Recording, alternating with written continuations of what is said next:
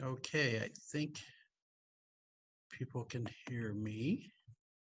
Okay, I'm going to stop for just a second. Maybe. I'm going to pause. Hi, my name's Brian Braham from Missouri River Regional Library. And we're here today to talk about Slack.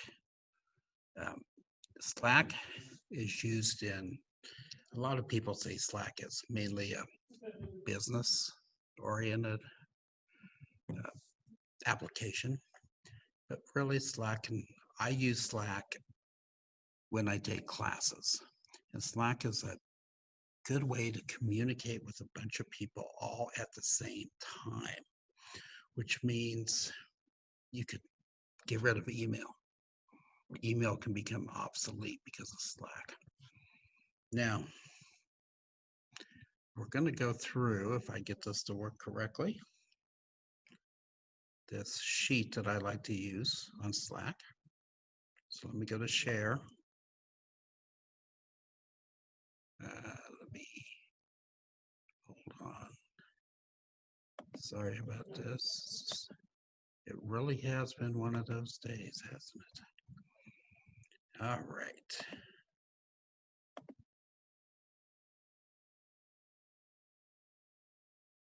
We're going to go to share. We're going to share screen.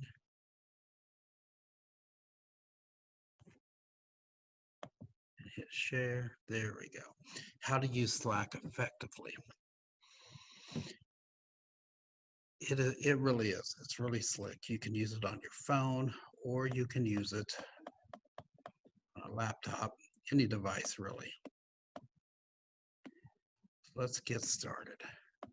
And I think these pictures will make more sense. What you do is you create a group. So whatever, like I said, college, let's say it's University of Missouri, blah, blah, blah, slack.com. And that's what you would log into every time. And as you can see with this picture, like I said, a lot of people use this for business only. You got different channels. So underneath different channels, and you see the hashtags, easier to break stuff up. You can see announcements. You can see, you can basically, so like on the college courses I'm taking, we have for each course, and then we just have basic if you want to just talk about basic things. We also have, if you look below, you see direct messages. So each person that's part of your group, you can do an instant message to, or you can do more than one at a time if you prefer. Let me skip back up here. And of course, on this picture here, it says marketing. If you see green, that means the person's online. If you don't see green, they're not online, but you can set it up where you get notifications anytime somebody makes a post. However, if you're at a point in your life where you don't want to be bothered, you want to turn the do not disturb on, or you'll be, in some cases, constantly bombarded with messages. So you have to choose a name for yourself or for your group. And like we talked about, University of Missouri, blah, blah, blah. And it becomes part of your URL. So like a lot of this stuff is coming from Fireflies. It's a blog, a blogging site. As you see, Fireflies, slack.com, and the person's name. We mentioned channels earlier. That's how information is separated. into different themes, topics, and teams. Yeah, you can create teams. That's what businesses usually use it for. Or in my class, we had to do group projects or teams, and you can make it, the channels can be private or it can be public. You would have to invite people to join your team or your channel. And it only allows up to 8 people.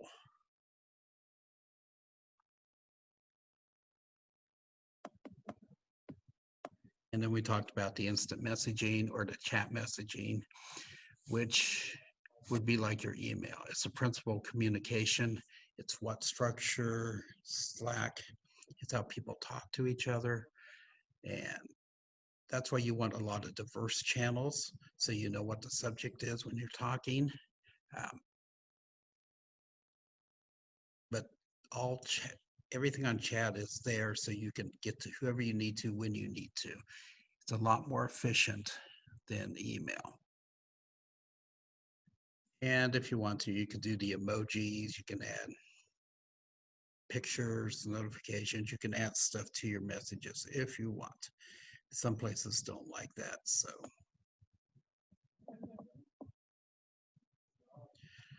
Important things are universal abbreviations. RL stands for respond later. NNTR, no need to respond. And KML, keep me in the loop. That way you don't have to type out and waste your time with typing out, which could end up being long sentences. Then you end up with misspellings, you waste time. So this is the best way to do it. But if people don't understand what your acronyms are, it doesn't do anybody any good. We talked about this earlier. Change your status to do not disturb. If you're engrossed, like it says here, if you're engrossed in your work, or if you're with family, sleeping, you don't want these notifications bothering you at all hours of the day. Let me go back up here. Yeah, it says, do not use the @ symbol or mention people unnecessarily. A lot of times, let's say I need to talk to somebody at work, I will put the @ sign and put @Jason, @Charles. I want to make sure that they see this, but it does distract from the whole team. So if you don't need to put those in there, don't. Matter of fact, some things are better if you just instant message, then put the @ sign. The calendar, anything, I use this with my Google Calendar. So anything that I put in Slack will sync up with my Google Calendar. And it's easier for me to schedule meetings, and it lets me know and other people know when I'm available, even for Zoom calls or Ring Central meetings. And you can do these directly from Slack. You can also, when you're working on something and you have an idea, you can send it right away. But that might, like it says here, might derail, interrupt the workflow. To avoid that, you can note that idea down and set up a reminder for later. There are different apps that you can use with this, and some of them work really well, some of them don't.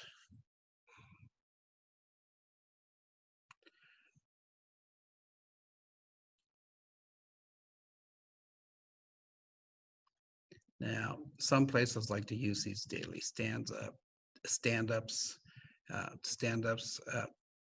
Slack will ask you to input daily questions, and once you've done that, Slack takes care of the rest, and it will message everybody at a certain time. So as you can see here, there's another app that you can use for this purpose, the Dixie app. All you have to do is assign a unique name and for multiple meetings and set the channel you want it to go to. And you can choose the question that you need everybody to think about and discuss. And you're ready to go.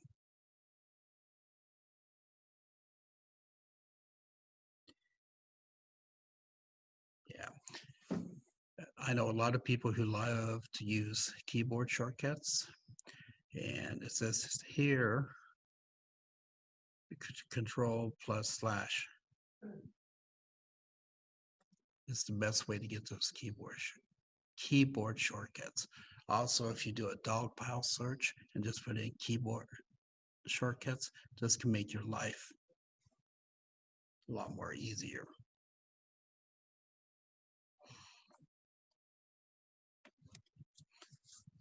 So as you can see here, there's a lot of things you can use Slack for.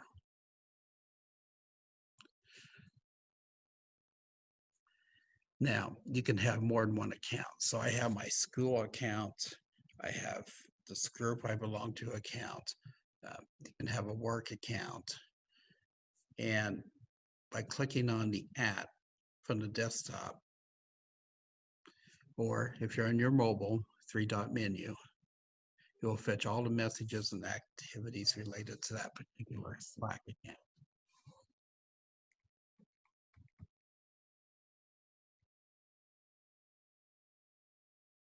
Now, Slackbot, I really haven't used, but I'm constantly told it's one of the most underrated features of Slack. Like it says here, you can ask it to fetch your passwords related to any app by setting password keyword with all the data. I really haven't used it, so I don't know much about it, so I can't say if I like it, dislike it. I usually don't read a lot of my messages until end of the day. So I do like that you can keep your messages unread. It will let you know what you haven't read. Slack is very useful in that. I also like that you can send messages back to yourself. Things that I find important, especially in my classes, I send back to myself. I'm able to bookmark them. I can create my schedule with Google, and it reminds me things that I need to get done. Like I said, some of my classmates use sound to be notified of things. I find it annoying myself, but I do find it useful that each channel that I go through, I can set a different noise so I know what it is. I can get rid of the noise if I want, but then I don't know I have something there, which means I have to check it manually by myself all the time.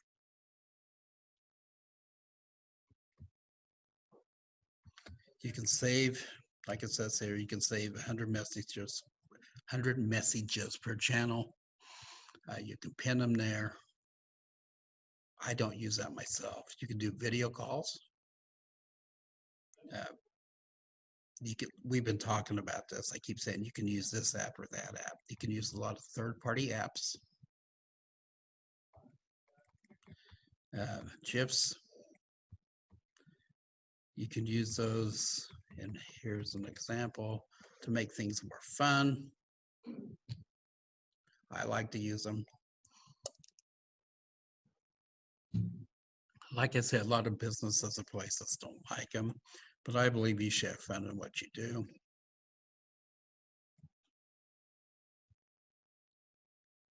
Now, if you go to blogs.fireflies, you can find this article along with many others. Slack, to me, I only use a few features of it. and there's a lot that it can do. And my purpose, or what I'd like to do, is work with others to find the hidden secrets of Slack. I'm going to show you something here. This is YouTube. This gentleman here, let me scroll down. He has a YouTube channel called dottotech. And I was this morning looking at things, and I always come up with different things. I change it all the time what I'm doing. And I happen to look this morning and I'm like, wow, this guy does a fantastic job. He knows Slack better than anybody I've ever talked to. And I know some people who use it quite a bit. And I'm just going to play the beginning part, because if you go to YouTube and type in dottotech, Slack basics, it will come up. I'm just going to get you a quick play of what he does.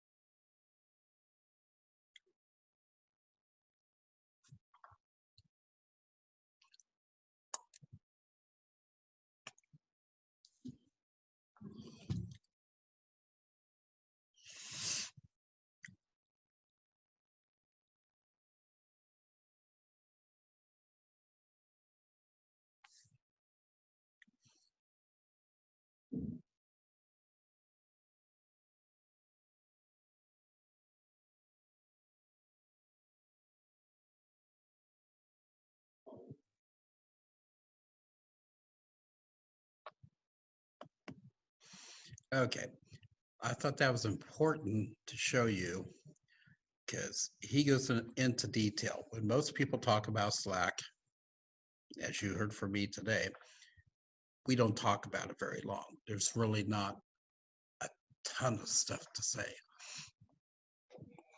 It's basically a way to integrate people's thoughts together in a more efficient way than email. And we do it through channels. And let me get to the right spot here. Let me stop share. There we go. So really, when people talk about Slack, and I've heard people talk about Slack, they only spend 5 minutes at the most. And I've heard somebody go a little longer, it wasn't quite 10 minutes. Because Slack is something you need to experience more than you need to hear about it. You need to hear about it because it's important to know what it is and how to use it. And a lot of businesses, especially bigger ones, are starting to use it, and colleges are starting to use it. That's the importance of Slack. It's a better way to communicate. It's just a tool to communicate. And I'll say it again, it's better than email. Things are broken up into channels, and you can use these to communicate with the group of people you need to. And then if on that same page, you can also communicate with messaging, instant messaging with other people if you like. I wanted to show you Dotto's YouTube page, because if you really want to go deep into Slack, he spends 21 minutes. Like he says, this is long. Most tech things go for about 10 minutes, 12, 15 at the most. But he goes a little deeper. He goes into the phone and stuff we can't do here. So I highly recommend it. So that's pretty much all I had to say. My name is Brian. My email is brayb@mrrl.org. And just email me if you like, yeah, Brian, that wasn't enough. I need more information, or I want information on this subject or that subject. Just email me and I can get you more information. If you were looking for something else, you didn't just want, here's Slack and the very basics of Slack, we can find you something else. Sometimes you think something's one thing and it's really not what you expected. That's okay. We want to help you. So give me an email and we can help you. That's all I have for today. Have a fantastic day. Have a beautiful week, and we'll talk to you later.